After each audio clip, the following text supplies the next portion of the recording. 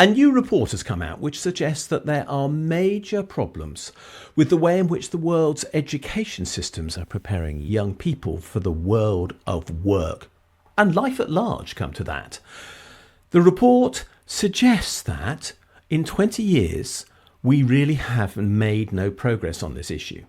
And it says that after looking at the activities of the education systems of 80 countries. And this, to me, seems to be a damning indictment of the way in which we are now approaching education around the world. So this needs to be discussed. The report comes from the OECD, that is, the Paris-based Organisation for Economic Cooperation and Development, which some people call the Rich Countries Club. And it is true that it is dominated by the world's wealthiest countries.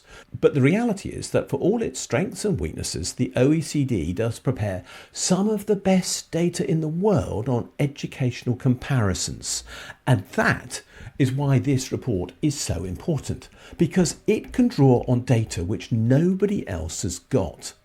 In particular, what is so important about this data is that it actually makes a comparison between the first ever report that the OECD prepared on this issue of preparing young people for work when they leave the education system over 20 years ago and where we are now. And there are some shocking findings.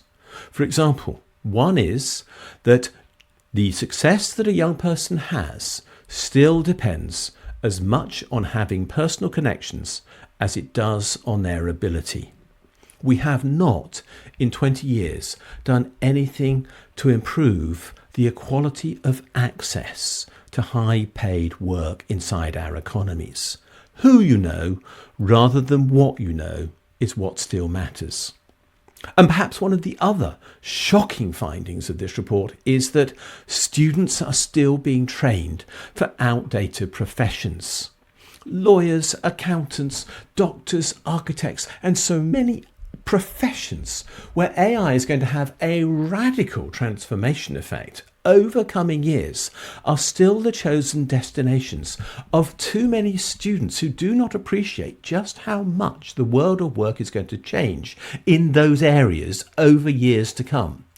They are therefore being trained with skills that they may not need and not with the skills of adaptation that they will require if they are to survive even in those professions where the number of people working is almost bound to reduce. Education systems have simply not caught up with the way in which the world has changed. And that matters. Let me use a personal example. I went to university in the 1970s. If someone had told me then that I would be working now as an internet content creator, making videos at home for publication for anyone to watch around the world, I would have laughed at them. And why not? We didn't have the technology to make these things. The internet hadn't been created. YouTube hadn't been heard of. There was no such thing as a digital camera. Of course I couldn't have imagined that this would be where my career would end up almost 50 years later. So what people need are the skills to be able to adapt to what is going to happen in the future, frankly, most of which we can't even imagine as yet. And change is now faster than it has ever been and more unpredictable. And yet what is very clear from the OECD's findings is that we are simply not taking that into account in the education that people are being provided with. I believe this creates an enormous problem. I don't think education is doing what is necessary to prepare people for change most of all. And it is change which dominates my thinking now in this area. We've had education which has focused fundamentally upon the development of academic skills. And I shouldn't knock academic skills.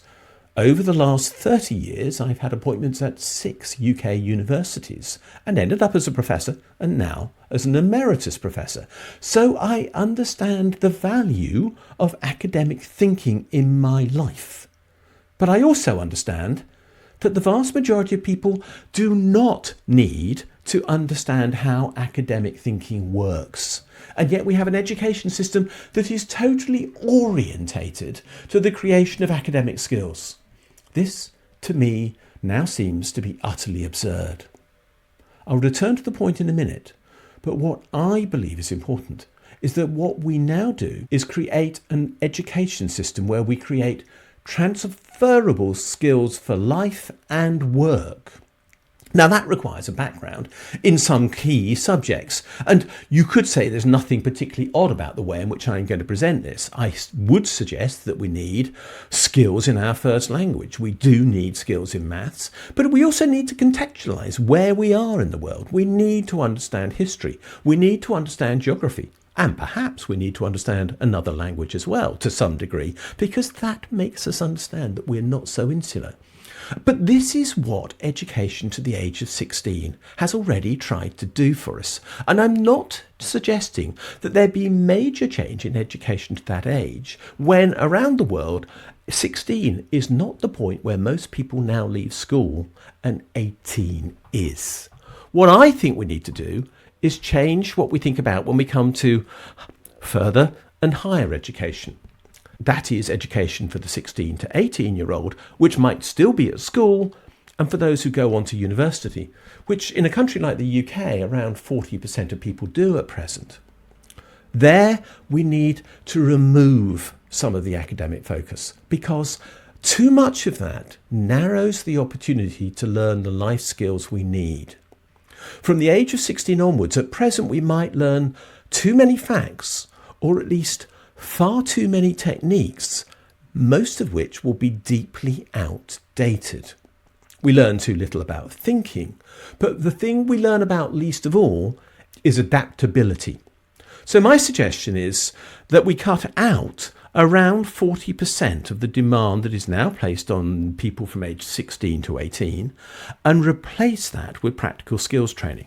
So, for example, in a country like England, where I happen to be located and where it is quite common for someone to take 3 subjects as their core subjects of study between the ages of 16 to 18, at least one of those should be dropped, and something which is much more general should be put in its place.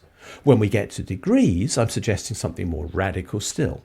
I'm suggesting that, in effect, every degree should become a joint honours degree at undergraduate level, with some of it being focused upon a particular area of study, whatever the person wants it to be, but the rest being focused upon these skills for adaptation which somebody will need whatever degree they do in the eventual world of work. So what are those skills that people might need to be taught? Effective written and verbal communication skills.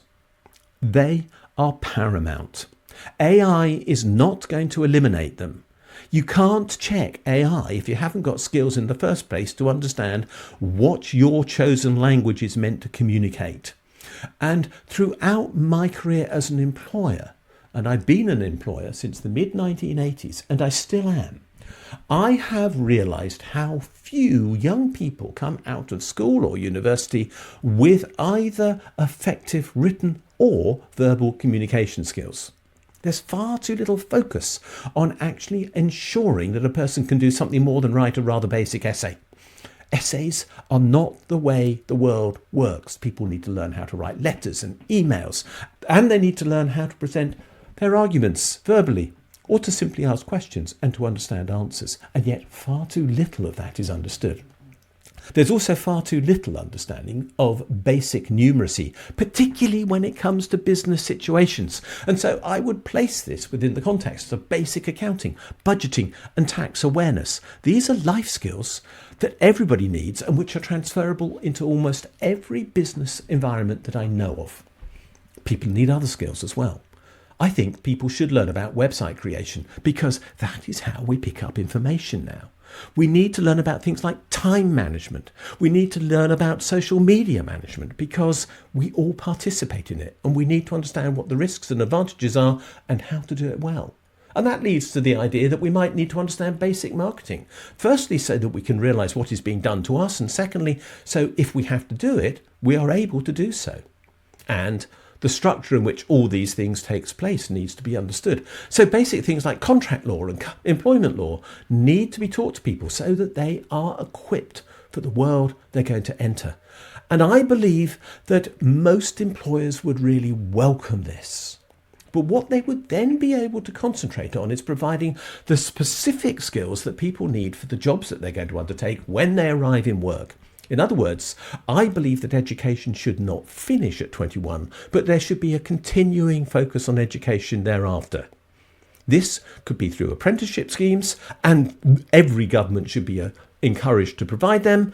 Whatever it is, there needs to be, at that stage of people's careers, a focus upon applied education.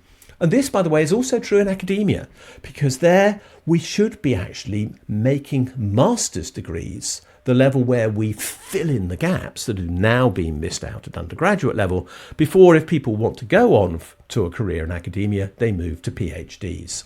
So, what should we do?